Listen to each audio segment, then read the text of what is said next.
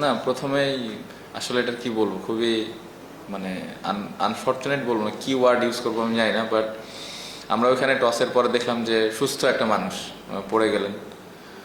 তারপরে ওখানে সিপিআর দেওয়া হলো, পালসটা একবার এসেছিল, তারপরে তো অ্যাম্বুলেন্সে যাওয়া হলো। বাট আসলে সবাইকেই আমাদের একদিন চলে যেতে হবে, বাট এতটুকু রিকোয়েস্ট করবো পুরা সবাইকে, দেশের মানুষকে তার জন্য দোয়া করবেন, এতটুকু বলতে পারি। খুবই ভালো মানুষ ছিলেন, অনেক লম্বা সময় কাজ করার সুযোগ হয়েছিল ওনার সাথে, প্লেয়ারদেরকে অনেক সাপোর্ট করতেন।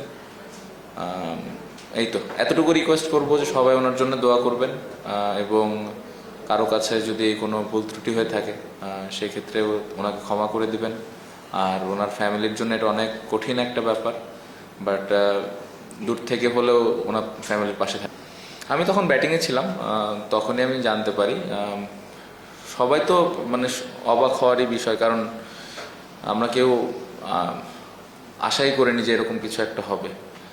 বাট এগেন এটা তো আসলে আমরা কেউ জানি না কে কখন চলে যাবেন। সো এটা সবাই আমরা অনেক অবাক হয়েছি, বাট আসলে এই জায়গায় তো এর বেশি কিছু করার নাই, দোয়া করা ছাড়া। না, আমার মনে হয় যদি পুরা ম্যাচটা দেখি, ব্যাটিংটা আমাদের খুব ভালো ব্যাটিং আমরা করতে পারিনি। উইকেটটা আজকে তুলনামূলকভাবে একটু কঠিন ছিল, বাট স্টিল আমরা মনে হয় আর একটু কিছু রান বোর্ডে করলে হয়তো ম্যাচটা ডিফারেন্ট হতে পারতো।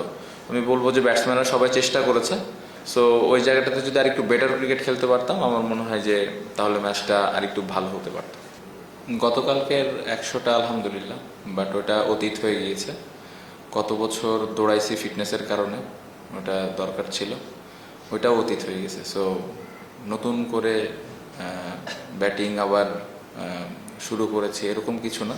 প্রতিদিন চেষ্টা করি কিভাবে কন্ট্রিবিউট করতে পারি, কিভাবে আরেকটু নিজের ব্যাটিংটা ইমপ্রুভ করতে পারি, ওটাই চেষ্টা থাকে।